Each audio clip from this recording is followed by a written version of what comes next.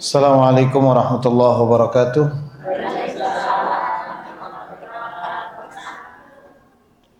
Allahumma allimna ma yanfa'una wanfa'na bima 'allamtana wa zidna ilman ya rabbal alamin. Allahumma inna nas'aluka ilman nafi'an wa rizqan tayyiban wa 'amalan mutaqabbala. Allahumma inna na'udzubika min ilmin la yanfa' wa min qalbin la yakhsha' wa min nafsin la tashba' wa min da'watin la yustajabu laha.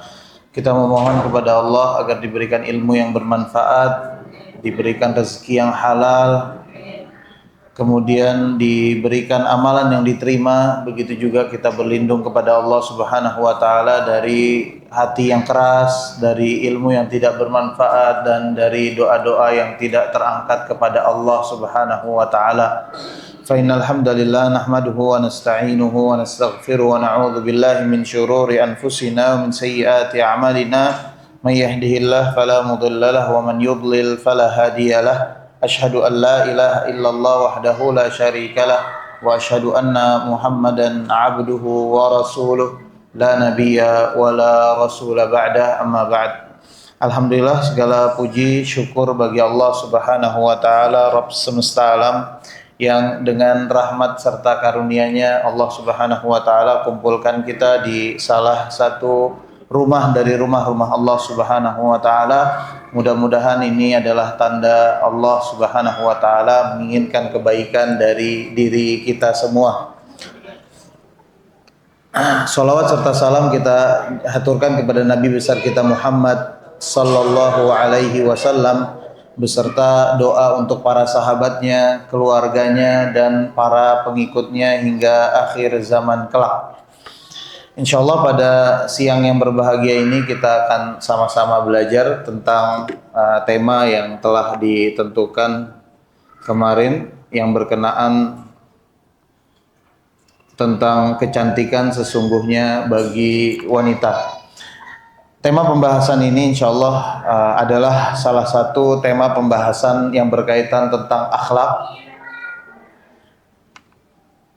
etika atau kelakuan baik atau sifat yang sangat baik yang harus dimiliki oleh seorang wanita.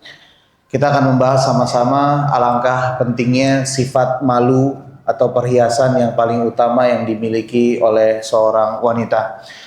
Islam yang mengajarkan kita semua, Islam menentukan bahwa perhiasan terbaik bagi seorang wanita adalah rasa malunya.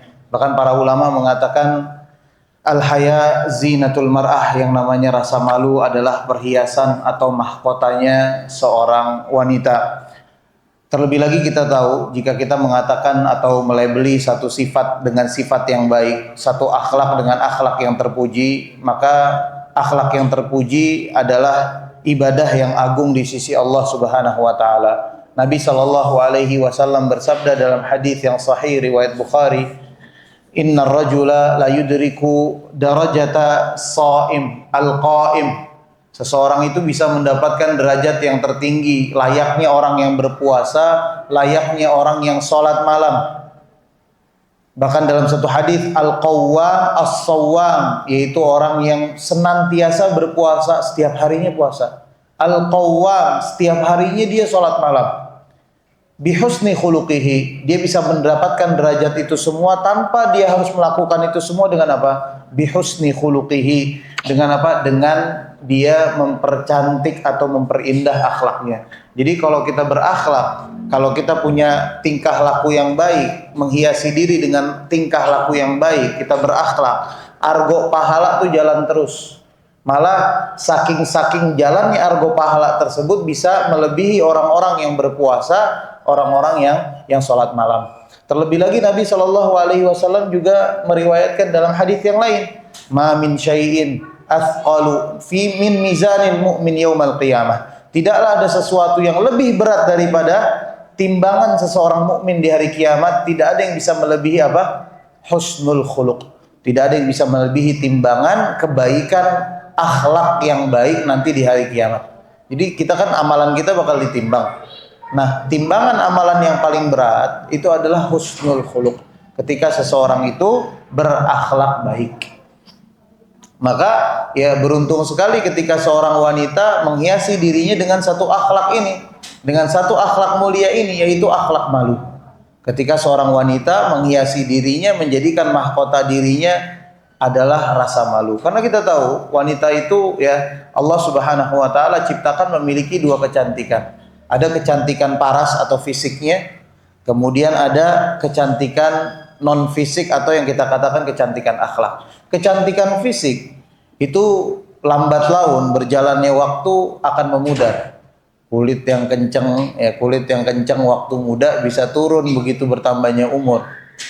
Gigi yang putih, bersih, bagus, begitu berjalannya waktu bisa tanggal, gusi bisa turun.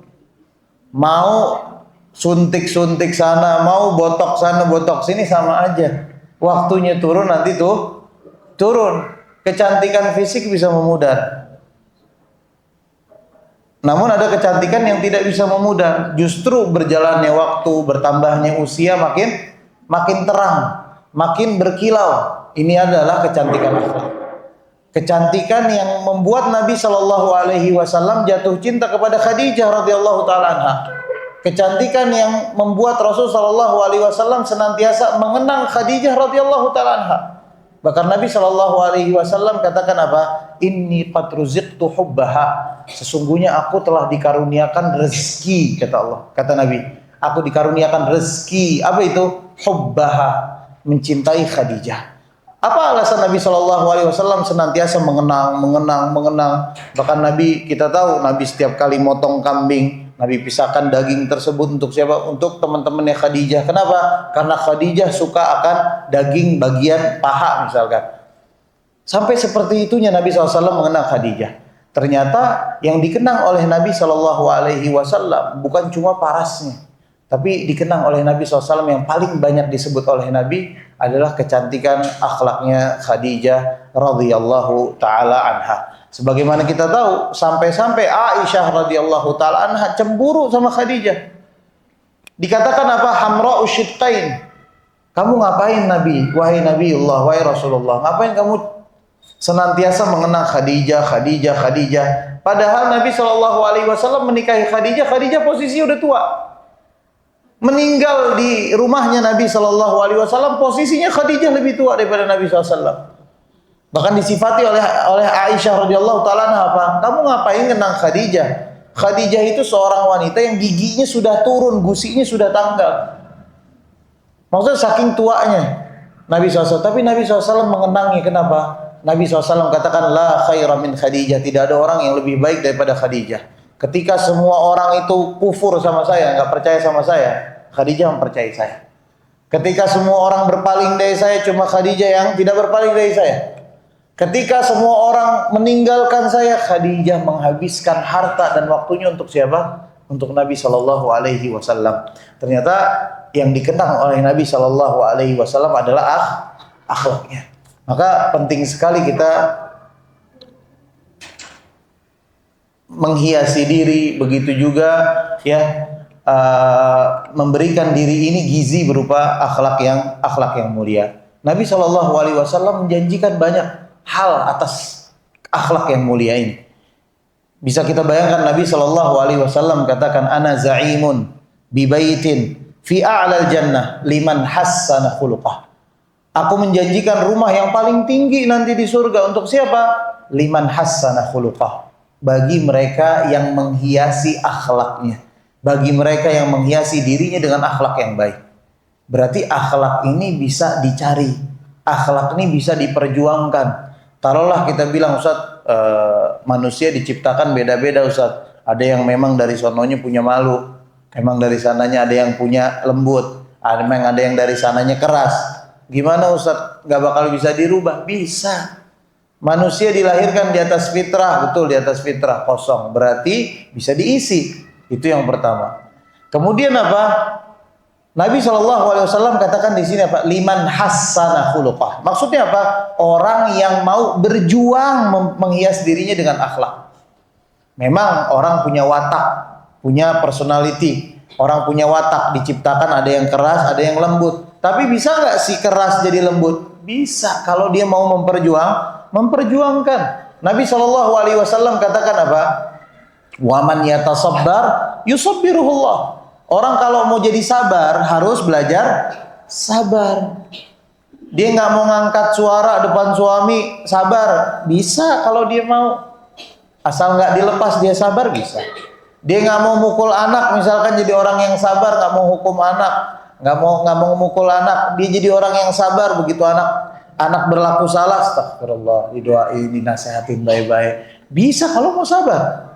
Bahkan Nabi SAW katakan apa? Al-hilmu bit-tahallum, yang namanya sifat lemah lembut itu bisa dipaksa. Diri kita nih bisa dipaksa.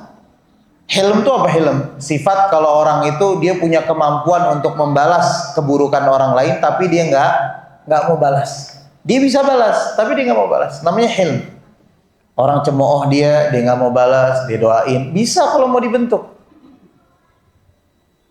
Orang ya ngomongin dia di belakang, dia tahu, dia bisa membalas, tapi dia nggak mau balas. Itu namanya hilm. Al-hilmu bit-tahallum, kata Nabi apa? Bahkan kelemah lembutan pun itu bisa dipaksakan di dalam diri seseorang. Wa man yastaghni yughnihillah, kata Nabi. Bahkan orang yang tidak mau berkebutuhan atau tidak mau membutuhkan yang namanya manusia, itu pun bisa dilatih. Dia bekerja, dia banting tulang, ya, dia berusaha sebisa mungkin dengan sekuat tenaganya, dia lakukan kebaikan-kebaikan, dia nggak butuh sama orang. Ini bisa dicari. Berarti akhlak mulia, malu pun demikian. Malu bisa dilatih. Ketika mau mulai ngobrol sama yang bukan mahramnya, ceriwis segala macam, ya, asik segala macam, bisa ditahan kalau dia mau punya rasa malu. Dia mau posting sesuatu di sosial media, dia tahan dirinya, kenapa? Malu ah. Nanti bagaimana kalau orang lihat, nanti bagaimana kalau saudara begini dan begitu. Paling nggak dia punya rasa malu. Ini bisa dilatih. Dan ini yang Nabi SAW janjikan. Siapa yang mau berjuang untuk mendapatkan akhlak mulia tersebut, Allah janjikan rumah di surga yang tinggi. Bisa kita berdoa sama Allah, minta akhlak yang mulia. Di antara doa Nabi SAW apa? Allahumma hdini li ahsanil akhlaq, la yahdiha li ahsaniha illa ant, wasrif anni sayyi'aha, la yasrifu anni sayyi'aha illa ant. Ya Allah, aku memohon kepadamu ya akhlak yang mulia, minta ditunjukkan akhlak yang mulia. Karena tidak ada yang bisa menunjukkan kepada akhlak yang mulia kecuali siapa? Allah. Wasrif anni sayyi'aha, ya Allah, palingkan diriku dari akhlak yang tidak mulia. Karena tidak ada yang bisa memalingkan kecuali siapa? Allah. Kita minta sama Allah. Doa Nabi SAW yang lain, Nabi SAW katakan apa? Ketika bercermin, doa Nabi apa? Allahumma kama hasanta khalqi fahassin khuluqi. Kita kan setiap ngaca kita lihat, oh Masya Allah ya, cantiknya gue ya, Masya Allah. Oh cakepnya gue, Masya Allah ya. Sebagaimana engkau membuat diriku indah, cantik seperti ini ya Allah, maka perbaguslah akhlak. Kita tahu berarti akhlak mulia itu bisa diperjuangkan. Berarti akhlak mulia itu bisa dipelajari. Seseorang yang tadinya nggak punya malu bisa jadi punya malu.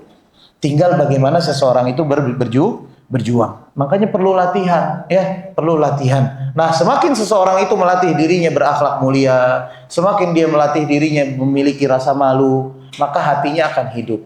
Al-Imam Ibnu Qayyim Al-Jauziyah mengatakan di dalam kitabnya Madarijus Salikin, wa ala hasabi hayatil qalb yakunu fihi quwwatul khuluqil haya. Makin seseorang itu melatih dirinya dengan akhlak mulia, melatih dirinya dengan akhlak malu, maka semakin hidup hatinya.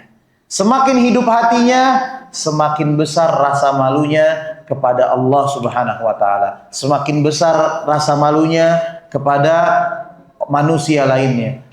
Makin besar rasa malunya ketika dia tidak mengindahkan syariat Allah, ketika dia melakukan kemaksiatan. Maka indikasi atau indikator hati seseorang hidup itu punya rasa malu, kata Imam Ibnu Qayyim.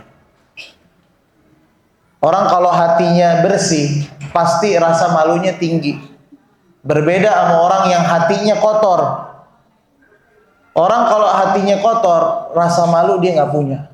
Dia nggak ada batasan ngomong sama yang bukan mahramnya. Dia ngomong sama yang bukan mahramnya, kayak dia segender, kayak dia sama kelaminnya. dia ketawa ketiwi, ngakak ngikik, ngangkat suara depan orang yang bukan mahramnya, ini berarti apa? Menandakan hatinya kotor, hatinya ada penyakit. Malu itu yang mengiyakannya, mengiyakan apakah hatinya kotor, apakah hatinya bersih. Kemudian Al-Imam Ibnu Qayyim mengatakan wa qillatul haya min mautil qalb, dan termasuk tanda indikasi hati seseorang itu kotor, hati seseorang itu tidak baik, hati seseorang itu sakit, adalah makin terkikisnya rasa malu.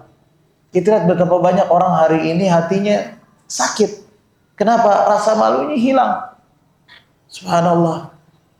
Ngakak ngiki, ketawa ketiwi sama bukan mahramnya, pakai baju semau yang dia pakai, ya, di sosial media posting sana, posting sini, subhanallah, semua orang ngelihat. La haula wala quwwata illa billah. Kenapa? Hatinya kotor. Hatinya ada penyakitnya. Fakullama kana al-qalbul ahya kana al-haya'u atam, kata Imam Ibnu Qayyim. Semakin seseorang itu hatinya bersih, maka makin besar rasa malunya. Kita bisa bedakan hari-hari ini, kita bisa melihat di kehidupan kita. Subhanallah, bagaimana orang yang hatinya penuh penyakit. Dia lakukan cara apa aja yang penting dia tampil. Dia lakukan apa saja yang penting memvalidasi kecantikan dia. Dandan sampai ke ondel-ondel, Masya Allah. Di posting sosial media, pakai caption segala macam, wah, subhanallah. Pakai baju kurang bahan, keliling sono sini, subhanallah. Di kantor cekakan cekikikin, ya, di pasar nggak ada malunya, teriak sono teriak sini, tepok sono tepok sini, subhanallah. Ini berarti hatinya sakit, dia nggak punya batas. Dia nggak tahu kepada siapa dia mesti ngobrol, kepada siapa dia harusnya menumpahkan ceritanya, kepada siapa dia meminta pujian, dia nggak tahu. Orangnya hilang apa? Hilang arah. Wal'iyadzubillah, jangan sampai ini menimpa diri kita, ya. Maka seseorang itu harus punya rasa malu sehingga dia terhalang dari keburukan yang banyak. Makanya Nabi SAW katakan apa? Al-haya la ya'ti illa bi khair. Rasa malu itu tidak akan mendatangkan segala sesuatu kecuali kebaikan. Orang punya malu pasti di atas rel kebaikan. Orang punya malu pasti selamat. Apalagi perempuan. Ini yang menyelamatkan banyak perempuan. Maka kita akan bahas apa sih keutamaan rasa malu tersebut. Nabi SAW bersabda dalam satu hadis yang sahih. Nabi SAW katakan inna mimma adrakan nasu min kalamin nubuwatil ula. Ada satu wasiat yang setiap nabi yang diutus oleh Allah Subhanahu wa taala pasti mewasiatkan ini. Tidak ada seorang pun nabi yang diutus oleh Allah kecuali membawa wasiat ini, membawa risalah ini. Inna mimma adrakan nasu min kalamin nubuwah. Ada satu wasiat, satu pesan yang semua nabi sepakat untuk menyampaikannya. Idza lam tastahi fasna ma syi'ta. Kata Nabi apa? Kalau kamu tidak punya malu, maka lakukan semua itu sesuka hatimu, kata Nabi. Maksudnya gimana? Ada dua tafsiran, ada dua penjelasan. Yang pertama, maksud Nabi SAW katakan, idza lam tastahi fasna ma syi'ta. Kalau kamu nggak punya malu, maka lakukan sesuka hatimu. Maksudnya apa? Rasul SAW ingin mengajak kita berpikir, kalau orang mau melakukan sesuatu, mau bertingkah laku, mau bertindak tanduk, sebelum ngelakuin, sebelum terjun, sebelum melakukan aktivitas, tanya dulu, cek dulu di diri kita. Cek dulu kira-kira cocok nggak? Kira-kira layak nggak? Minimal seseorang itu nggak usah ngomong syariat misalkan, nggak usah ngomong syariat. Dia tanya dulu kira-kira masyarakat sekitar rumah saya nerima nggak? Kira-kira kalau saya ngelakuin orang tua saya seneng nggak? Kira-kira kalau saya ngelakuin ini, ya, kalau saya ngelakuin ini sesuai nggak sama adat atau norma-norma masyarakat? Coba tanya. Ternyata apa yang kita lakukan menyelisihi adat atau norma masyarakat misalkan. Berarti orang ini nggak punya malu. Kenapa? Dia menyelisihi adat norma masyarakat. Kira-kira kalau di rumah teriak-teriakan, tetangga seneng nggak? Oh enggak, oh dia nggak teriak di rumah, ngomongnya lembut. Ini berarti orang punya malu. Kira-kira kalau saya pakai baju nih warnanya kuning, mentereng misalkan. Kalau keluar rumah diliatin orang nggak? Cek tuh. Saya pakai baju warna yang menarik perhatian orang. Ini kan ditanya, kita pakai baju, kita tanya, cek dulu. Kita mau melakukan sesuatu, cek dulu. Ini makna hadis yang pertama. Yang kedua, makna dari hadis ini idalam tastahi fasna ma syi'ta. Maksud Nabi Shallallahu alaihi wasallam ini adalah celaan. Kenapa? Kalau memang kamu tidak punya malu, ya udah berbuat sesuka hatimu. Kayak kita ngeliat orang gila, pernah ngeliat orang gila nggak? Orang gila telanjang jalan, ya telanjang jalan di jalan. Kan kita nggak tahan, kita bilang, ya namanya orang gila. Yaudah biarin deh, namanya orang gila. Maksud Nabi apa? Kalau memang kamu orang yang nggak punya malu, ya udah sesuka hatimu aja, melakukan sesuka hatimu. Berarti ini orang nggak punya malu, udah dibiarin. Nah, ini keutamaan rasa malu yang pertama apa? Bahwa ini adalah wasiat para nabi. Sepakat dari zamannya Nabi Adam sampai zamannya Muhammad sallallahu alaihi wasallam.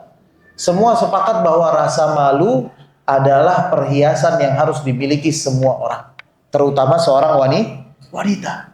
Terlebih lagi Nabi sallallahu alaihi wasallam katakan apa? Rasa malu bagian dari iman. Di dalam satu hadis Nabi sallallahu alaihi wasallam bersabda, "Al-imanu bid'un wa sab'una syu'bah." Yang namanya iman itu ada 70 sekian cabang. A'laha kalimatu la ilaha illallah. Yang paling tinggi itu adalah kalimat la ilaha illallah. Ketika seseorang itu mentauhidkan Allah, mengesahkan Allah. Wa adnaha, dan yang paling rendahnya, serendah-rendahnya iman, imatatul adza anit thariq. Ketika seseorang itu bisa menyingkirkan gangguan dari jalan. Wal haya'u syu'batun minal iman, kata Nabi. Dan rasa malu itu bagian dari iman. Lihat, Nabi Shallallahu alaihi wasallam kasih barometer. Ada 3 jenis keimanan di sini. Dari 3 anggota tubuh yang berbeda. Yang paling utama kata Nabi SAW adalah kalimat la ilaha illallah. Maksudnya apa? Seorang beriman dengan lisannya. Ketika dia mengucapkan kalimat la ilaha illallah, dia mengesahkan Allah Subhanahu wa taala. Kemudian yang kedua dengan perbuatannya, dengan tingkah lakunya. Serendah-rendahnya seseorang dengan anggota tubuhnya dia apa? Menyingkirkan gangguan dari jalan. Kemudian yang ketiga al-haya'u syu'batun minal iman. Ternyata malu itu bagian dari iman. Maksudnya apa? Malu itu tempatnya di hati. Hati itu dikatakan beriman, sempurna imannya di sisi Allah Subhanahu wa taala ketika seseorang itu punya rasa malu. Subhanallah. Ini menunjukkan asal muasal rasa malu itu di mana? Di hati. Makanya Imam Ibnul Qayyim Al-Jauziyah tadi mengatakan apa? Kalau orang hatinya bersih, hatinya tuh hidup, maka yang keluar itu rasa malu. Ini patokannya kenapa? Karena asal muasal malu itu dari mana? Dari hati. Dan bahkan Nabi SAW apa? Jadikan indikasi iman seseorang itu baik ketika apa? Ketika dia punya rasa malu. Ketika dia tahu mau melakukan sesuatu, ya kemudian ternyata melanggar syariat, dia malu. Oh, nanti orang bilang gue wanita yang bukan wanita taat. Oh, nanti gue bilang orang bandel, nanti begini dan begitu. Dia punya rasa malu. Dia di rumah, ya kalau di rumah nggak bisa nyenengin keluarganya, dia malu. Ini bagian dari iman. Suaminya pulang kerja, ya badannya belum bersih, belum wangi dan segala macam, nggak bisa ya menyambut dengan ini, dia malu. Itu bagian dari iman. Subhanallah. Ternyata Allah Subhanahu wa taala jadikan itu bagian dari iman. Makanya beruntung ketika seseorang itu dikaruniakan dari kecilnya atau dari lahirnya dia punya rasa malu atau menjadi seorang yang pemalu. Ini orang-orang tua di sini, para orang tua yang udah punya anak. Kalau anak punya rasa malu dari kecil, fitrahnya bagus, punya rasa malu dari kecil, dipertahankan. Jangan mau disemangatin, ini anak kesian nih, maluan orangnya. Didorong suruh tampil, 17-an suruh joget dan segala macam, 17-an suruh nyanyi, ngapain? Udah bagus tuh anak malu. Ntar kalau tuh anak gede nggak punya malu, bingung sendiri. Ntar jalan sama laki sono, ntar yang ini kumpul sama ini, yang ini. Kalau punya rasa malu pertahanin. Nabi SAW satu ketika pernah ngelihat ada orang nasehatin saudaranya. Dia lagi nyemangatin saudaranya buat nggak malu. Dia bilang jangan malu, ntar kalau malu begini dan begitu. Nabi SAW mendengar nasihat ini. Apa yang Nabi SAW katakan? Da'hu, tinggalkan dia. Fa innal haya'a la ya'ti illa bi khair. Yang namanya rasa malu tidak akan mendatangkan kecuali kebaikan. Kadang-kadang bingung gitu. Ya, ada orang tua yang anaknya alhamdulillah Allah kasih rasa malu, malah apa? Malah didukung biar malunya hilang. Entah dilesin cara ngomong sekarang, public speaking apalah segala macam. Ada yang anaknya suruh tampil di sosial media, direkam-rekam, joget kayak apa kayak ngomong kayak suruh ngomong. Kalau fitrahnya udah punya rasa malu, terusin, subhanallah, ini rasa baik, masya Allah. Bahkan laki-laki, kalau punya anak laki di antara perintahnya untuk menikahi wanita yang apa? Wanita yang punya rasa malu. Kalau laki-laki nazar, ternyata perempuan ikut nazar, nah ini bahaya. Udah lagi ngelihat perempuannya, matanya ngelihat juga mungkin, itu bahaya. Kalau punya malu dan segala macam, layatina bikhair. Berarti dia punya kebaikan. Berarti imannya bagus. Ini secara umum ya, secara umum rasa malu itu pasti menyelamatkan. Kecuali yang malunya berlebihan ya. Mau ngomong jadi malu, was-wasan dan segala macam, ini berlebihan, beda lagi. Ini ya kita bicara secara umum. Bicara secara umum, rasa malu pasti menyelamatkan seseorang. Menjadi indikator baik buruknya iman seseorang. Nah, sekarang kita akan bacakan atau membahas sedikit kisah-kisah tentang wanita yang Allah Subhanahu wa taala muliakan karena rasa malu mereka. Di antaranya ya firman Allah Subhanahu wa taala yang menceritakan tentang kisah wanita yang hidup di zamannya Nabi Musa alaihi salam. Kalau mau buka di surat Al-Qasas, coba kita sambil tadabbur ya ayat Al-Qur'an. Surat Al-Qasas ayat 21 sampai 29. Itu ada kisahnya Musa alaihi salam dengan wanita Madian namanya. Ketika Nabi Musa alaihi salam ketika Musa alaihi salam diusir dari Mesir dari saat itu negeri yang dikuasai oleh seorang tirani, seorang bejat Firaun namanya. Kemudian fakharaja minha khaifan yataraqqab. Ketika Nabi Musa keluar dari negeri Mesir tersebut karena rasa takut, tibalah Musa di Madian. Jadi Nabi Musa lumayan perjalanannya jauh dari Afrika sana kemudian ke Asia di Madian. Di sekarang tata letaknya mungkin di kawasan negeri Syam seperti itu, di Madian. Ternyata ketika Musa alaihi salam walamma tawajjaha tilqa'a Madyana qala asa rabbi ayyahdini sawa'as sabil. Dia bilang saya berharap kepada Allah, mudah-mudahan Allah kasih saya jalan dengan perginya saya, hijrahnya saya dari kota Mesir.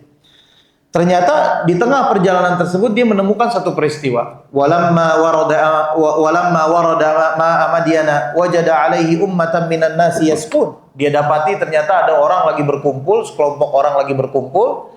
Mereka semua itu pengen apa? Ngambil air. Mereka ini sekumpulan pengembala kambing, pengen ngambil air.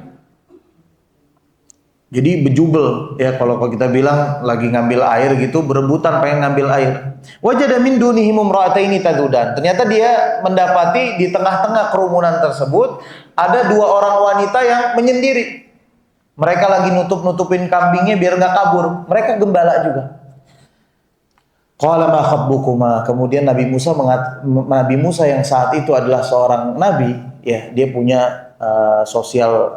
dia punya jiwa sosial yang tinggi, dia punya empati yang tinggi. Dia lihat kok ada di tengah-tengah laki-laki ada dua orang perempuan. Ini menandakan secara zahir pada zaman tersebut laki-laki akhlaknya lagi rusak. Kenapa?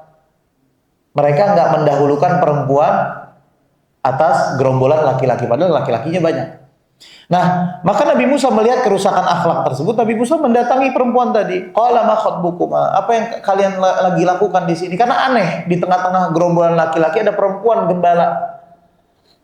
Qala ma khatbukuma? Qala ta'ala nasqi hatta yusdirur ri'a wa abuna syekhun kabir. Kami sebenarnya bukan pengembala, kata mereka. Tapi bapak saya yang pengembala. Bapak saya ini seorang yang tua, syekhun kabir.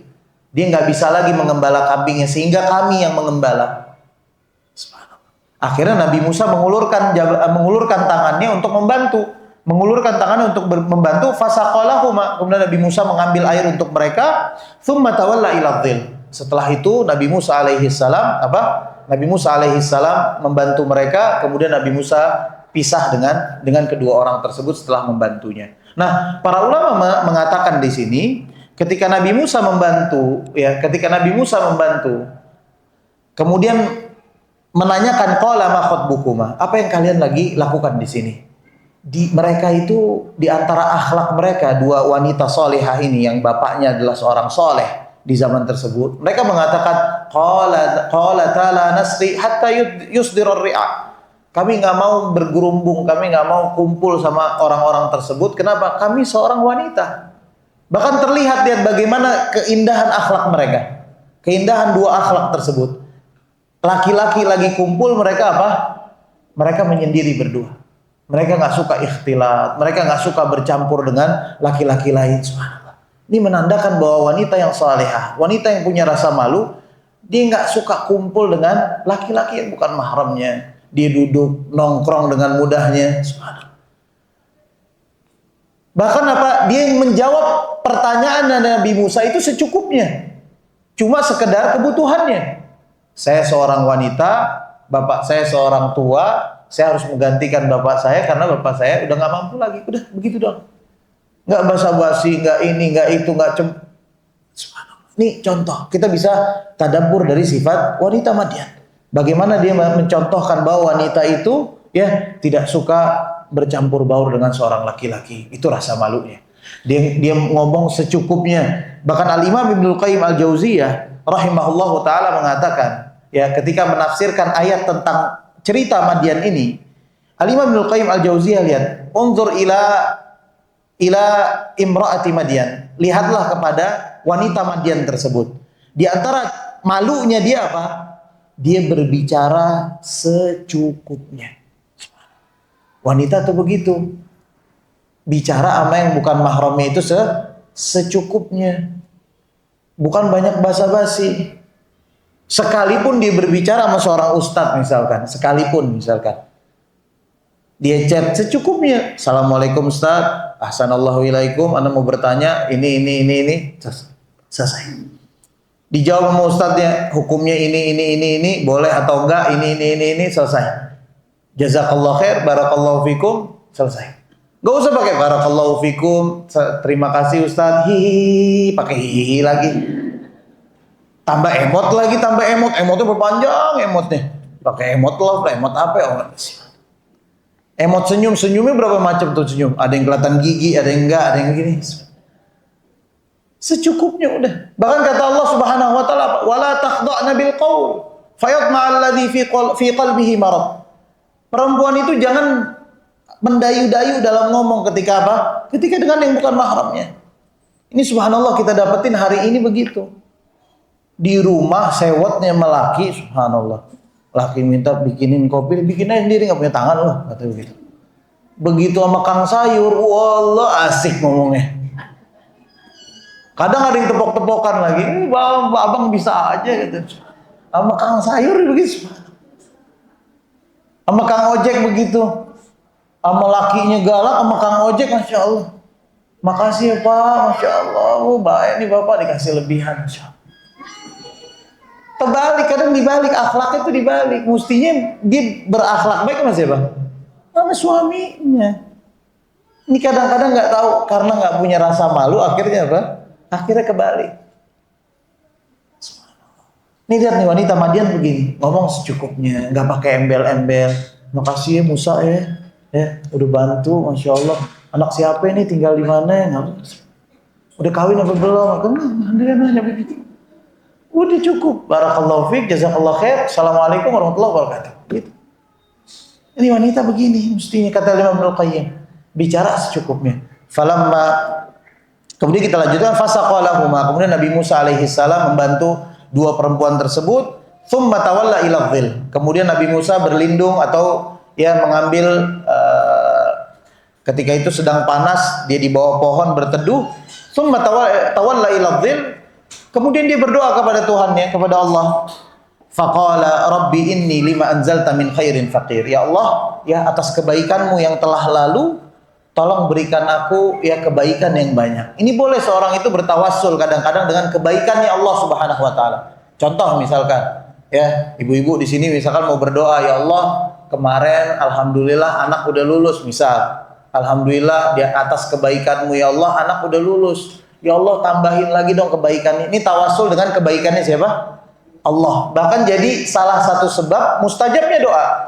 Kita bertawassul dengan kebaikan Allah. Ya Allah kemarin alhamdulillah ya anak udah sehat atau suami dapat bonusan misalkan, ya Allah atas kebaikanmu kemarin ya Allah tolong berikan kebaikan-kebaikan yang lain. Boleh begitu. Sebagaimana yang dicontohkan oleh Nabi Musa, Rabbi inni lima anzalta min khairin faqir. Ya Allah atas kebaikanmu yang telah lalu, kebaikan-kebaikan yang banyak yang aku telah rasakan, yang aku telah jalani ya Allah. Sekarang aku lagi butuh ya Allah, tolong berikan kebaikan tersebut. Boleh. Ya ini diantara bentuk ya berdoa bertawassul dengan kebaikan Allah Subhanahu wa taala. Di antara akhlaknya tadi apa? Ngomong secukupnya, sebagaimana Madian, ya wanita Madian mengatakan secukupnya. Maka berpisahlah. Satu ketika Nabi Musa alaihi salam yang saat itu tidak punya rumah, maka wanita tadi, ya salah satu dari wanita tadi datang lagi kepada Musa. Dia mengatakan, faja'atu ihdahuma tamshi ala istihya. Di antara dua perempuan tersebut salah satunya ada yang mendatangi Musa. Jadi dia pulang, kemudian dia datang lagi kepada Musa di hari yang lain. Tamshi ala istihya. Allah sifati datangnya dia itu dengan penuh rasa malu. Istihya, kata Thahir bin Ashur, seorang pakar ulama ahli tafsir. Istihya ini dari wazan istaf'ala. Maksudnya apa? Seorang itu mubalagh fil haya. Dia bukan cuma wajahnya yang kelihatan malu, tapi cara jalannya menandakan dia malu. Ini menandakan seorang wanita yang tidak pernah punya hubungan dengan laki-laki yang bukan mahramnya. Dia bilang apa? Tamshi ala istihya, bukan cuma mukanya yang memerah, tapi cara jalannya menandakan dia malu. Kadang ada orang yang malunya itu cuma di mukanya aja, wajahnya malu, tapi tindak lakunya enggak. Ini jalannya itu seperti orang yang malu, menandakan orang yang malu. Contoh orang malu apa? Kikuk misalkan, jalannya kikuk, dia kayak orang bingung. Saking apa? Saking dia takut kalau dia ngobrol sama yang bukan mahramnya. Maka ini luar biasa, malu yang standar malunya itu sangat tinggi kata para ulama. Yang ini semestinya para wanita menghiasi dirinya dengan ini. Bukan cuma cara berbicaranya, bukan cuma dari wajah mimiknya, bukan hanya dari itu, tapi apa? Tingkah lakunya juga menandakan bahwa dia itu malu. Makanya Umar bin Khattab radhiyallahu taala ketika menafsirkan ayat ini, tamshi ala istihya, Umar bin Khattab radhiyallahu taala menafsirkan mengatakan, ja'at tamshi ala istihya artinya adalah ja'at qailatan ala bi thawbiha. Perempuan ini datang dengan apa? Dengan menutup wajahnya dengan apa? Dengan kerudungnya, dengan bajunya. Qailatan bi thawbiha ala wajhiha laisa bisalfa. Ini wanita bukan seorang wanita yang salfa. Salfa itu perangai yang buruk apa? Kharrajah wallajah. Menandakan dia ini enggak pernah keluar rumah. Aslinya wanita ini kalau bukan karena bapaknya seorang yang tua, dia nggak pernah keluar rumah sama sekali. Laisa bisalfa, kharraja wallajah. Dia jarang keluar rumah. Orang kalau jarang keluar rumah sekali keluar gimana? Kayak orang kaget. Wallajah atau dia punya sifat apa? Wallajah. Wallajah itu apa? Kalau ngomong sama yang bukan mahramnya, kayak dia saudara. Kalau dia ngomong sama yang bukan mahramnya, kayak apa? Kayak dia sesama lelaki. Dia perempuan. Kalau ngomong sama laki, kayak dia laki. Masya Allah, tepok-tepokan, ketawa, ngikik, hihi. Subhanallah. Ini wanita nih seperti ini. Ini rasa malunya yang menghiasi dirinya seperti ini. Subhanallah. Kharraja. Seakan-akan dia nggak pernah keluar rumah. Kayak orang dipingit, tiap hari kayak orang dipingit. Makanya Nabi Allah Subhanahu wa taala katakan, Pak, waqarna fi buyutikunna, ketika berbicara tentang wanita apa? Sering-sering betahlah di mana? Di rumah. Padahal rumahnya buyutikunna, di sini rumah kalian, padahal rumahnya adalah rumah suaminya misalkan. Tapi Allah jadikan kerajaan nih wanita di mana? Di rumah. Di rumahnya. Bahkan kalau kita bicara ilmu fikih, ya ilmu fikih usrah, fikih keluarga, tanggung jawab rumah punya siapa? Perempuan.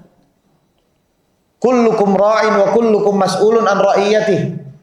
Wal ummu ra'iyatun fi baitiha, kata Nabi. Dan seorang wanita, seorang ibu itu adalah pemimpin di rumahnya. Yang punya hak paling utama di rumah siapa? Perempuan. Yang nentuin sofa di mana siapa? Perempuan. Yang nentuin TV, tata letak TV di rumah siapa? Perempuan. Yang nentuin kitchen set siapa? Perempuan semuanya. Karena perempuan dijadikan kerajaannya di mana? Di rumah. Bahkan ada satu perkataan apa? Ya, baiti jannati, rumahku surga, surgaku. Ini perkataannya Ibunda Aisyah radhiyallahu taala anha. Rumahku, surga aku. Dijadikan surga itu, rumah itu sebagai surga buat perempuan. Berarti perempuan bidadari surganya. Ini kalau rumah surga nggak ada bidadarinya bagaimana? Bidadari ke mall mulu, subhanallah. Bidadarinya ke pasar mulu. Bidadarinya tinggal kondangan, kondangan selesai. Bidadarinya nggak selesai ke, subhanallah. Agar apa? Agar perempuan tuh punya rasa malu. Makin sering di rumah, makin dia rasa malunya makin timbul. Kharrajah wallajah. Lihat, wanita Madian disifati dengan ini. Wallajah itu apa? Dia punya batasan kalau ngomong sama yang bukan mahramnya. Ini kadang-kadang terbalik, ya. Kadang-kadang terbalik sama yang mahramnya kadang-kadang galak, sama yang mahramnya kadang-kadang tertutup. Ini sama Kang Ojek sama Kang Sayur terbukanya Masya Allah, diceritain serumahnya dibuka sama dia ceritanya. Bahkan kadang-kadang ada yang waliyadzubillah, jangan sampai seperti ini ya. Ya, keluar ada yang sering ngambil paket nih keluar rumah. Dia tutup kerudungnya pakai apa? Pakai handuk doang, dia masih pakai daster segini. Diingetinnya nggak pakai, Kang Ojek nggak ada nafsunya. Kata, Kang Ojek nggak ada nafsunya gimana? Kang Ojek lelaki sama, Kang paket lelaki sama. Subhanallah, wallajah. Keluar pakai baju dasternya segini, pakai kerudung seadanya, keluar rumah beli ini beli itu. Dia bilang nggak apa-apa, udah deh. Kang Ojek sama Kang Warung sih nggak ada nafsunya. Aneh. Gitu. Ini kalau kita punya rasa malu, kita nggak akan mengatakan hal yang demikian. Ya, ini lihat contoh wanita Madian.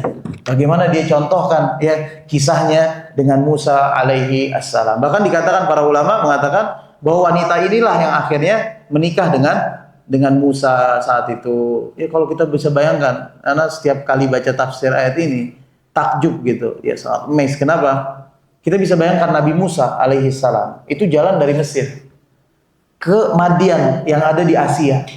Terus ketemu sama perempuan yang solehah, Masya Allah, ya, sampai menikah. Ini kita bisa bayangkan dua orang soleh dan solehah dipertemukan sama Allah di dua beda negara. Makanya ini kadang-kadang ada orang mengatakan, ya, ada wanita-wanita sekarang mengatakan, Ustaz, kalau kita nggak buka kerudung, Ustaz, nggak ada yang lihat, Ustaz. Kalau kita nggak dandan, nggak ada yang lihat, nggak ada yang mau datang, nggak ada yang mau ngelamar. Kalau kita nggak posting foto di Instagram, nggak ada yang mau ngelamar, Ustaz. Nih lihat wanita Madian, lakinya didatengin sama Allah dari mana? Dari Afrika, jauh. Didatengin dari Afrika. Dia ngejaga dirinya dengan rasa malu, Allah datengin dari negeri yang lain yang punya rasa malu juga tuh lelaki. Berarti seorang yang punya rasa malu, sejatinya dia sedang memantaskan diri. Kemudian Allah datangkan apa? At-thayyibuna lit-thayyibat, kata Allah. Orang baik, laki-laki baik untuk perempuan yang baik. Jadi nggak ada patokannya seorang kalau nggak posting sosial media nggak bakal laku. Orang kalau nggak kenal sama lelaki nggak bakal laku. Nggak akan ada yang bisa, nggak ada yang mau nikahin, nggak ada yang kenal. Lah, dalam Islam ada caranya. Ada pihak ketiga, ada laki-lakinya, ada kakaknya, ada bapaknya. Ini yang memperkenalkan seseorang kepada seorang wanita. Itu bagian dari, ya, kalau kita mau mentadabburi ayat Allah Subhanahu wa taala tentang kisah Madian. Kemudian di antara kisahnya juga, di antara kisah wanita-wanita mulia yang Allah muliakan karena rasa malunya, ya, adalah ibunda kita Maryam, ya, bagaimana ibunda kita Maryam itu menjaga dirinya sekali. Bahkan dia apa? Wattakhadhat makanan syarqiyya. Dia ambil satu tempat khusus untuk dia apa? Untuk dia melindungi dirinya, menjaga kehormatan dirinya. Dia ambil mihrab, kemudian dia jaga dirinya, bahkan dia menutup diri dari keluarganya. Sampai kepada Allah Subhanahu wa taala kirimkan yang namanya ruhana atau apa? Malaikat Jibril yang berwujud seorang laki-laki tampan. Ketika mendatangi Maryam yang sedang beribadah kepada Allah di mihrab tersebut, dia menjauhi dirinya, menjaga kehormatannya, menjauh dari pergaulan manusia, menjauh dari kerumunan manusia, dia jaga dirinya, dia malu kepada Allah Subhanahu wa taala. Ternyata Allah uji, Allah datangkan Jibril untuk mengabarkan tentang lahirnya Isa bin Maryam. Pas masuk ke dalam mihrab tersebut, ya, Maryam yang dikatakan Maryam apa?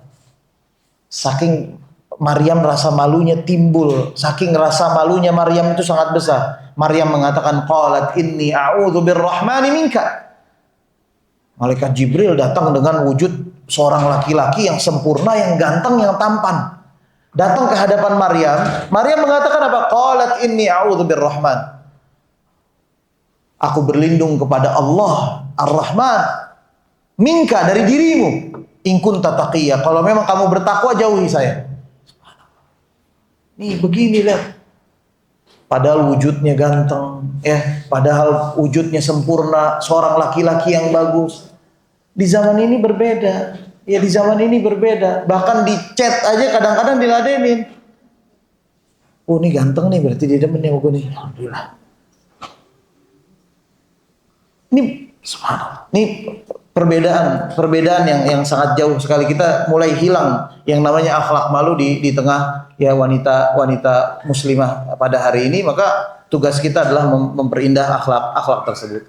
Kemudian di antara kisah di zaman Nabi Shallallahu Alaihi Wasallam, wanita yang dimuliakan oleh Allah Subhanahu Wa Taala karena rasa malunya, sebagaimana yang diceritakan oleh Atha ibn Rabah.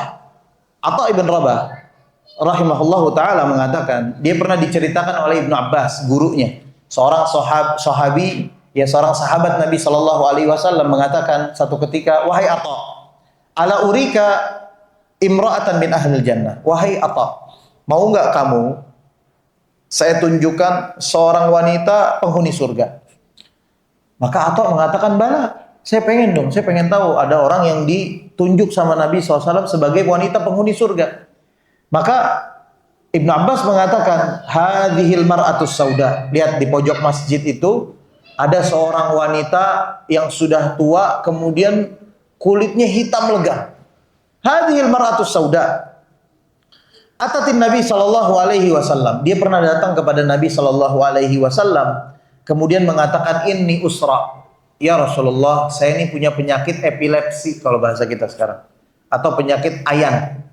Orang kalau ayan gimana ayan? Kalau lagi kambuh. Ini usra. Bahkan satu hadis beberapa pensyarah hadis mengatakan bahwa perempuan ini kesurupan, katanya punya kebiasaan suka kesurupan. Ini usra. Wahai Rasulullah, saya tuh punya penyakit epilepsi, saya suka kesurupan dan segala macam, ya semisalnya. Wa inni atakasyaf. Tapi dia bilang kepada Nabi, ya Rasulullah, saya takut kalau saya lagi ayan, saya lagi kambuh,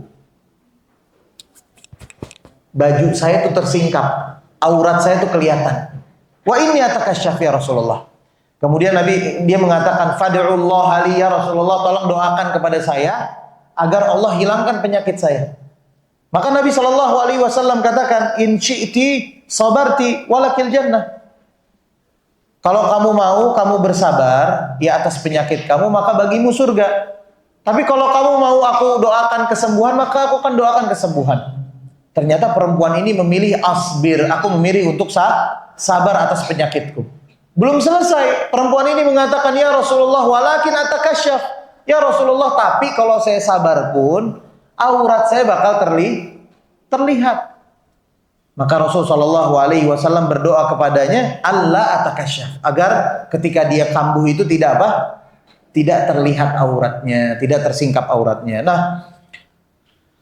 kita bisa lihat ya, Nabi Shallallahu Alaihi Wasallam ganjar perempuan tadi dengan sorga karena apa? Bukan karena kesabarannya aja.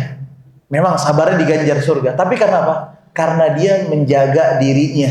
Dia malu kalau sampai auratnya itu terbuka. Padahal kalau kita bicara ilmu fikih, kalau ada orang sakit karena ayan, seorang perempuan, kemudian dia ayan, kambuh, kebuka auratnya, nggak mengapa, nggak dosa juga dia. Kenapa? Karena sakit. Karena dia orang yang sakit. Kalau kita bicara hukum pun, ya secara uzur, dia nggak sadar, dia orang yang hilang akal, nggak apa-apa. Tapi dia mau tetap menjaga kehormatan dirinya. Dia malu kalau sampai auratnya terbuka, kakinya terlihat, tangannya terlihat, atau rambutnya terlihat. Dia nggak mau. Ini yang sebab Allah Subhanahu Wa Taala jadikan sebab dia masuk surganya Allah Subhanahu Wa Taala. Padahal secara fisik pun, kalau kita mau katakan secara fisik pun, bukan orang yang bagus disifati oleh Ibnu Abbas saat itu. Tapi ya kebersihan hatinya, kemilau hatinya yang menjadikan Rasul Shallallahu Alaihi Wasallam ya mengganjar dirinya dengan surganya Allah Subhanahu Wa Taala. Mungkin ya kulitnya gelap, tapi hatinya bersih. Mungkin kulitnya gelap, tapi kemilau hatinya ini diganjar oleh Nabi Shallallahu Alaihi Wasallam mendapat surganya Allah Subhanahu Wa Taala. Belum lagi kita bicara para sahabiat. Ini para sahabat ya, wanita-wanita yang dimuliakan oleh Allah. Mereka punya rasa malu yang luar biasa. Di antara Nabi Shallallahu Alaihi Wasallam pernah bersabda, ketika Nabi katakan kepada para lelaki, "Ma asfala minal ka'baini minal izari fa finnar." Kata Nabi, siapapun laki-laki yang bajunya, pakaiannya itu melewati mata kaki, maka tempatnya di neraka. Ummu Salamah radhiyallahu taala anha ketika turun hadis ini, dia bilang ke Nabi, "Ya Rasulullah, apakah hadis ini juga berlaku kepada perempuan?"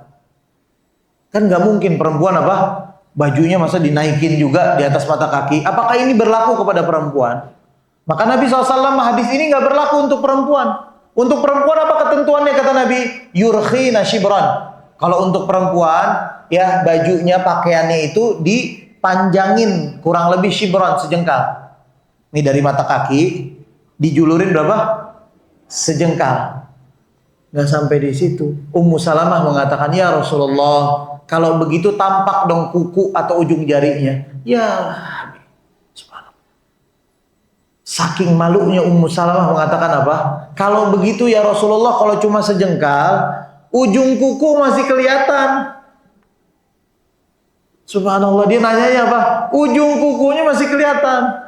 Sekarang laki mana yang nafsu sama ujung jempol kaki? Kalau kita mau mikir ya, laki mana yang nafsu sama ujung kelingking? Tapi saking malunya Ummu Salamah, dia berusaha menutup dirinya dengan apa? Sesempurna mungkin. Kata Nabi SAW apa? "Idzan yurkhina dzira'an fala yazidu 'ala dzalik." Kalau begitu untuk perempuan, kata Nabi, boleh dipanjangin satu hasta. Satu hasta berapa? 60 cm kalau kalkulasi kita sekarang. Boleh deh dipanjangin, kata Nabi, dzira'an 60 cm wala yazid 'ala dzalik. Dan jangan lebih dari itu. Ustaz, kalau ngengser berarti ntar najis dong, Ustaz. Oh enggak, ya tanah setelahnya mensucikan kotoran sebelumnya. Subhanallah, ini indahnya Islam ya. Memfasilitasi bahkan perempuan menutup aurat, dijadikan tanah setelahnya suci. Wala yazid 'ala dzalik, tapi jangan lebih dari itu, jangan kelebihan lagi. Ustaz, Anda mau menjaga 1,5 meter boleh, Ustaz? Jangan lagi. Itu kelebihannya penganten, itu namanya penganten. Kalau 1,5 meter namanya penganten. Wala yazid 'ala dzalik, kata Nabi SAW. Nah, intinya apa? Bagaimana Ummu Salamah ya menjaga rasa malunya. Dia menutup diri dengan rasa malunya. Sampai-sampai bertanya, Rasulullah, kalau ujung kaki kelihatan bagaimana? La haula wala quwwata illa billah. Ini ya perempuan-perempuan terdahulu, mereka mulia karena apa? Karena rasa malu. Aisyah radhiyallahu taala anha, tadi Ummu Salamah. Aisyah radhiyallahu taala anha pernah mengatakan kepada Nabi sallallahu alaihi wasallam, pernah menceritakan kepada para tabi'in, mengatakan, "Kuntu adkhulu ala baiti alladhi dufina fihi Rasulullah sallallahu alaihi wasallam wa abi." Dahulu aku kalau masuk ke rumahku, kamar kan Rasulullah SAW dikuburkan bersama Abu Bakar di kamarnya Aisyah radhiyallahu taala anha. Dulu Aisyah radhiyallahu taala anha kalau masuk kamarnya, sepeninggalannya Nabi dan Abu Bakar. Wa adau wadi'ata thawbi wa aqulu innama huwa abi wa zawji. Dulu aku kalau lepas baju di kamarku biasa aja. Karena aku tahu ini kuburan siapa? Rasul, dan kuburannya bapak saya. Saya kalau lepas baju, ganti baju segala saya biasa aja. Falamma dufina Umar, sampai ketika Umar itu dikuburkan di tempat yang sama. Ma dakhaltu illa masdudatan, kata dia. Aku tidak masuk ke dalam kamarku itu kecuali aku mengikat bajuku, mengencangkan kerudungku semuanya, masdudatan alayya hayaan min Umar, karena saya malu terhadap Umar. Akhirnya Pak Aisyah radhiyallahu anha pindah rumah. Kenapa? Malu kalau sampai dia ganti baju ada kuburannya Umar. Itu dia malu sampai sama siapa? Sama mayit dia malu.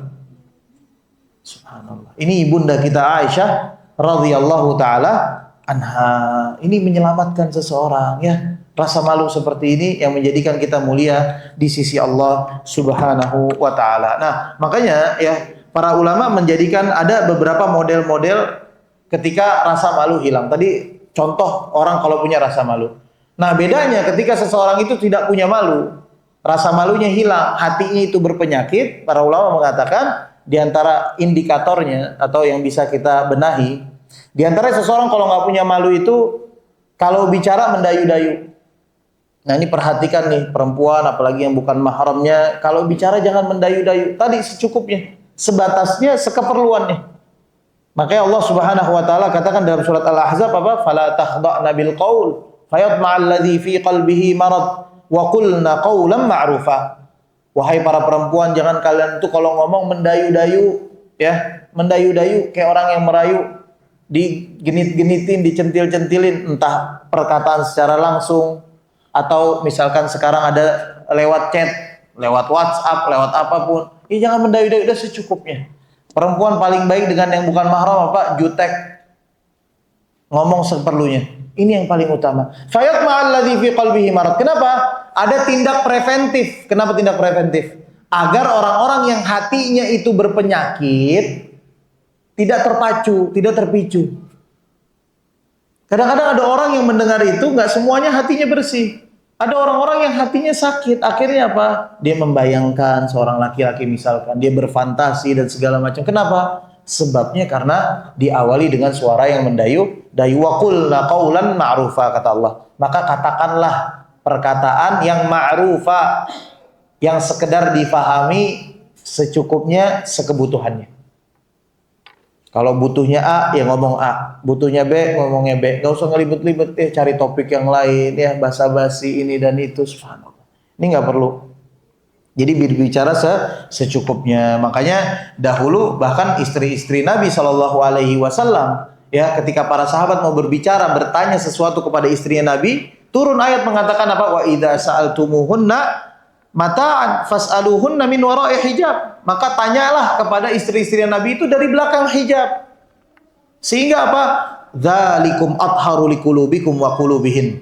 Yaitu lebih mulia, lebih membersihkan hatimu dan hatinya wanita. Jadi sebisa mungkin dijaga, ya, jangan sampai kita ya terjatuh pada perlakuan-perlakuan yang mengundang ya orang-orang yang hatinya sakit. Waliyadzubillah. Kemudian yang kedua, ya, di antara seseorang itu ya rasa malunya banyak hilang hari ini. Perempuan-perempuan yang kadang-kadang ya perempuan-perempuan yang tidak betah di rumah, hobinya keluar. Ini perempuan tempatnya di mana? Di rumah udah enak, subhanallah. Enak di rumah, waqarna fi buyutikunna wala tabarrujna tabarrujal jahiliyatil ula, kecuali kebutuhan. Misalkan ternyata ya keadaan ekonomi mengharuskan kita berniaga di luar, maka keluar secukupnya. Keluar secukupnya, berdagang secukupnya, mencari nafkah secukupnya, membantu secukupnya, ya. Lebih banyak waktu kita di mana? Di rumah. Makanya Nabi SAW katakan apa? Sinfani min ahlin nar. Dikhawatirkan kita bagian dari orang-orang tergolong yang masuk neraka. Kenapa? Sinfani min ahlin nar. Ada dua penghuni neraka. Sinfani min ahlin nar. Siapa dia? Qaumun ma'ahum siyatun ka'adnabil baqar. Orang-orang yang punya pecutan. Seorang laki-laki pemimpin, dia punya pecutan, yadribuna bihan nas. Hobinya mukulin orang. Entah seorang bapak kepada anak, hobinya gebugin anaknya. Atau seorang pemimpin yang sering nyiksa rakyatnya. Yang kedua siapa? Nisaun kasiyat, ariyat, mumilat, mailat, ru'usahunna ka'aslimatil bakht. Ka'aslimatil bakhtil mailat. Kata Nabi SAW, golongan kedua siapa? Seorang wanita kasiyat. Dia pakai pakaian, kasiyat ariyat, dia pakai pakaian tapi kayak orang telanjang. Entah karena kurang bahan atau karena dia udah pakai pakaian. Ada orang yang masih udah pakai syar'i. Ya nggak semua orang udah pakai syar'i, pakai kerudung panjang. Tapi tetap bisa memancing pandangan. Ini juga sama, kasiyat ariyat. Kita berapa banyak orang pakai pakaian, udah pakai gamis, masya Allah, udah pakai abaya, masya Allah. Ternyata Pak abayanya ketat, sampai kayak lontong, sampai kayak lontong. Lontong sini, tangannya ketat, sininya ketat. Sama nggak? Sama.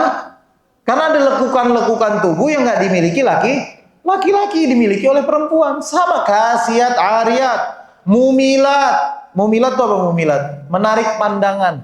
Karena pakaian wanita itu pada hakikatnya apa? Menolak pandangan. Berapa banyak hari ini wanita sudah bagus pakai syar'i dan segala macam, tapi tetap menarik pandangan. Contohnya apa? Udah pakai cadar, masya Allah. Misal pakai cadar, masya Allah, tabarakallah pakai cadar. Ya, dimainin maskaranya sampai kayak pedang shogun dan pakai pedang shogun, sampai lancip bener. Ada yang dimainin bulu matanya sampai kayak talang air gitu. Ada yang pakai softland, ya nggak tahu, ada yang warna merah, apa iritasi, kita lihat apa iritasi, mau kasih insto gitu nggak enak ya kan, kayak warna merah, ada yang pakai warna biru, sama nggak? Mumilat sama, mailat, atau diberlenggak-lenggok, dia cari perhatian ke orang lain. Mungkin sekarang nggak berlenggak-lenggok, jalannya nggak dimiring-miringin begitu kayak Donald Bebek, enggak. Tapi dia posting di sosial media, ya. Dia posting fotonya, setiap hari status isi muka dia doang. Subhanallah. Ada nggak yang begitu? Ada, tiap hari jalan pagi muka dia lagi, ke pasar muka dia lagi, muka dia lagi. Subhanallah. Mailah. Punya malu nggak yang begini? Punya malu. Punya malu. Tahu aja Ustaz ya. Karena banyak yang begitu. Subhanallah. Maka punya malu, orang punya malu itu diseganin. Orang punya malu apa? Diseganin, dihormatin orang punya malu. Subhanallah. Kemudian yang ketiga apa?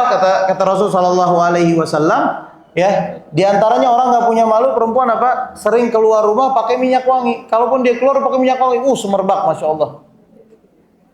Boleh nggak perempuan pakai minyak wangi? Boleh. Tapi di mana? Di rumah. Di rumah ibu mau mandi pakai minyak wangi silahkan. Mau nyelam di bathtub begini nih, nyelam di bathtub begini, silahkan. Asal di mana? Di rumah. Kalau keluar enggak? Ya kata Nabi SAW apa? Innal mar'ah idza kharajat. Perempuan tuh kalau keluar nggak pakai minyak wangi aja istasyrafat syaitan. Syaitan tuh udah ngehiasin. Ditambah lagi pakai minyak wangi. Nabi SAW ayyuma mra'atin ista'tarat thumma kharajat, siapapun perempuan keluar rumah pakai minyak wangi semerbak, masya Allah, dia jalan di sini 10 langkah masih kecium baunya. Ista'tarat liyajidu min harihaha. Orang kalau pakai minyak wangi buat apa? Buat dicium wanginya. Fa innaha zaniyah. Kata Nabi SAW, seperti dia ini layaknya orang yang berzina, orang pezina. Kenapa? Dia ngundang syahwat orang lain. Wal'iyadzubillah, summa na'udzubillah. Ini dampak seseorang itu ya tidak memiliki rasa malu. Orang kalau punya malu pasti pekeu, pasti dia punya kebaikan yang banyak. Makanya Nabi SAW katakan al-haya la ya'ti illa bi khair. Yang namanya rasa malu itu tidak akan muncul kecuali melahirkan yang namanya kebaikan. Terus caranya gimana Ustaz, cara memupuk rasa malu sebelum kita tutup ya? Cara memupuk rasa malu bagaimana Ustaz? Yang pertama berdoa. Ya kita minta sama Allah. Nggak ada yang bisa memberikan taufik, hidayah kepada kita kecuali siapa? Allah.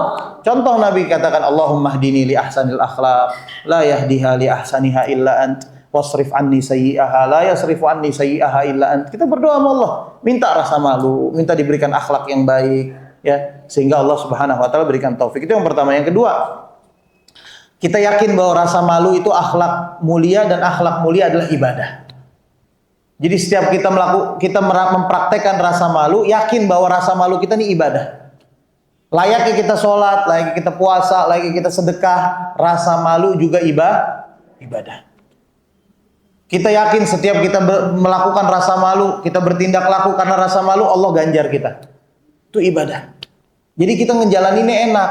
Kayak kita sholat, gimana sih sholat? Kita tahu, oh sholat nanti Allah kasih ganjar sama kita. Malu juga demikian. Malu juga bagian dari ibadah. Karena orang kadang-kadang ibadah cuma dianggapnya sholat, puasa. Akhlak yang baik juga ibadah.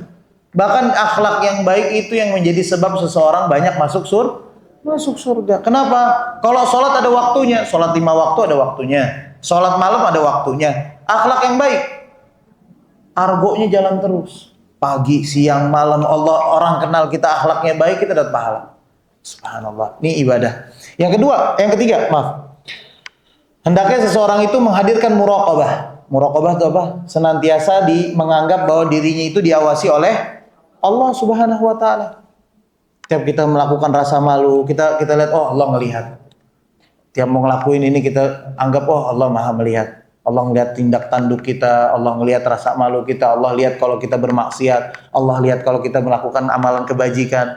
Ini kita hadirkan. Makanya Nabi SAW katakan apa? Istahyu minallahi haqqal hayah. Seorang itu hendaknya dia punya rasa malu dengan sebenar-benar rasa malu. Maksudnya apa? Dia hadirkan dalam diri dia bahwa rasa malunya dia itu diawasi oleh Allah Subhanahu wa taala ya. Itu yang ketiga. Kemudian yang keempat, mujahadah. Mujahadah itu berusaha terus ya. Terus-terusan lawan diri kita. Kita ini punya hawa nafsu. Kita turutin hawa nafsu kita, celaka kita. Nabi SAW katakan apa? Salatsu muhlikat. Ada 3.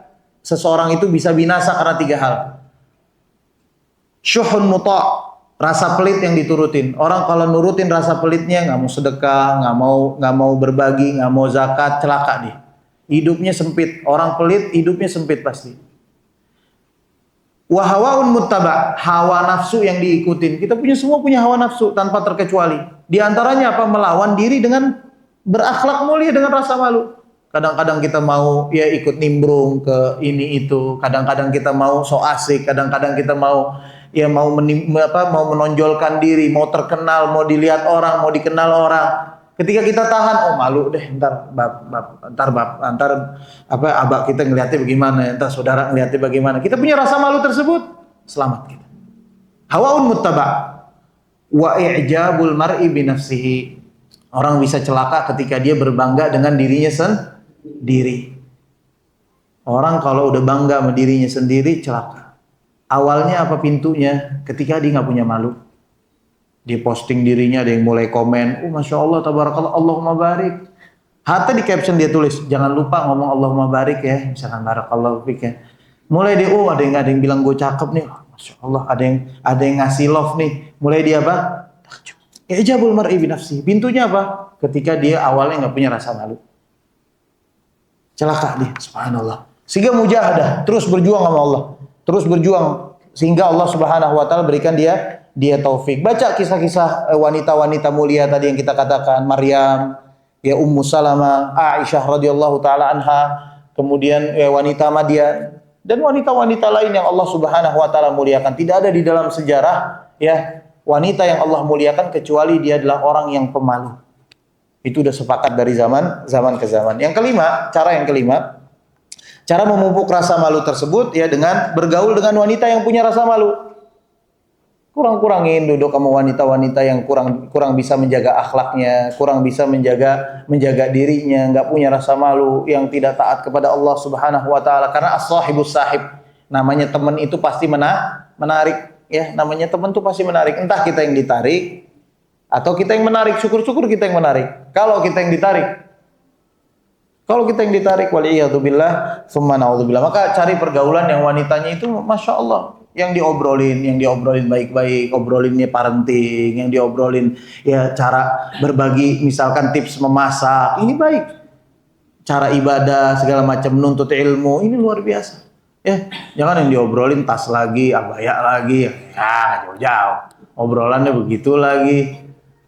Nih cari, bukan nggak boleh ya, tapi kita berusaha bergaul dengan wanita-wanita yang memiliki rasa malu, yang ibadahnya bagus di sisi Allah Subhanahu wa taala. Yang keenam, yang terakhir, jauhi sebab-sebab yang mengikis rasa malu. Jadi sebab-sebab yang mengikis rasa malu dijauhin. Apa contohnya? Sering nonton film yang menghilangkan rasa malu dari diri seorang. Kenapa? Maksiat itu menghilangkan rasa pekeu, rasa apa istilah, rasa waspada dalam diri kita. Kita jadi nganggap dosa itu biasa.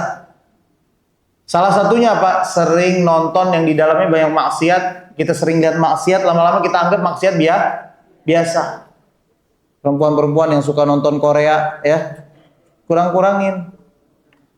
Film apa, drama Korea, ada drama Turki, ada yang drama Turki ya, ada yang drama Turki, ada yang drama India, ada yang drama apa lagi? Kurang-kurangin drama Cina sekarang, macam-macam. Di dalamnya kadang-kadang orangnya ciuman semaunya, orang buka aurat semaunya. Kita tiap hari konsumsi begitu. Kita lihat orang di jalan tanpa sadar, kita apa? Oh biasa. Kenapa? Tontonan kita begitu.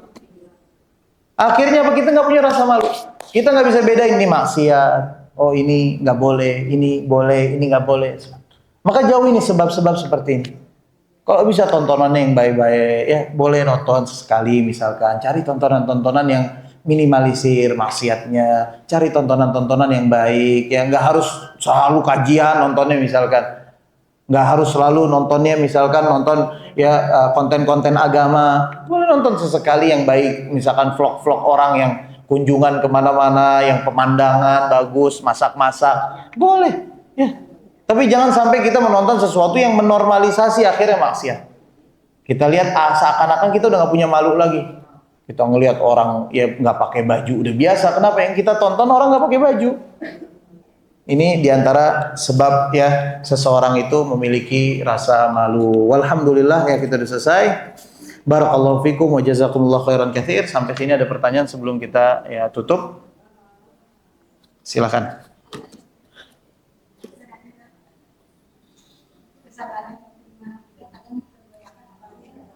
Iya, betul. Keimanan apa? Kesabaran.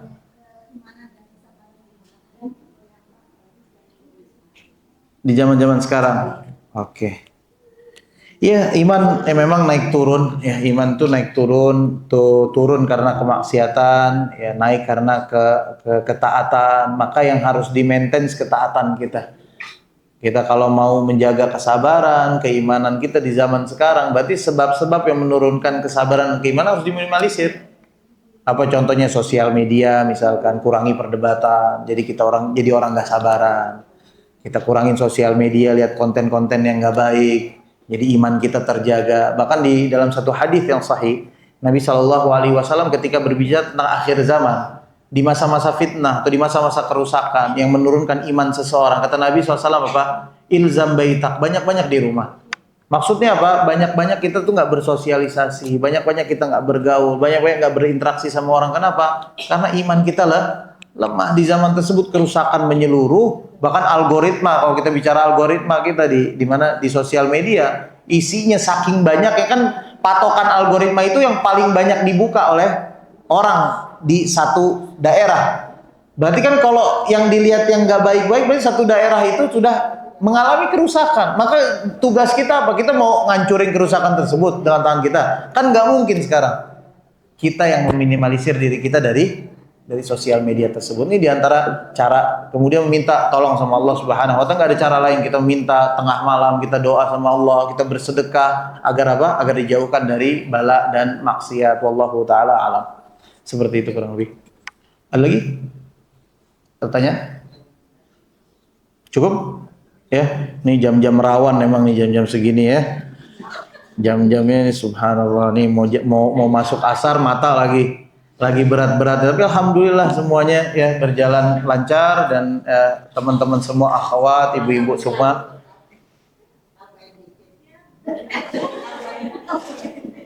Ini mau ditutup nih. Itu. Ana ucapkan barakallahu fiik ya wa jazakumullah khairan katsir. Ya mudah-mudahan Allah senantiasa berikan kita taufik dan hidayah. Wa sallallahu wa ala alihi wa sahbihi wasallam walhamdulillahi rabbil alamin. Kita tutup dan kafaratul majlis. Subhanakallahumma wa bihamdika nasyhadu an la ilaha illa anta nastaghfiruka wa natubu ilaik. Wassalamualaikum warahmatullahi wabarakatuh.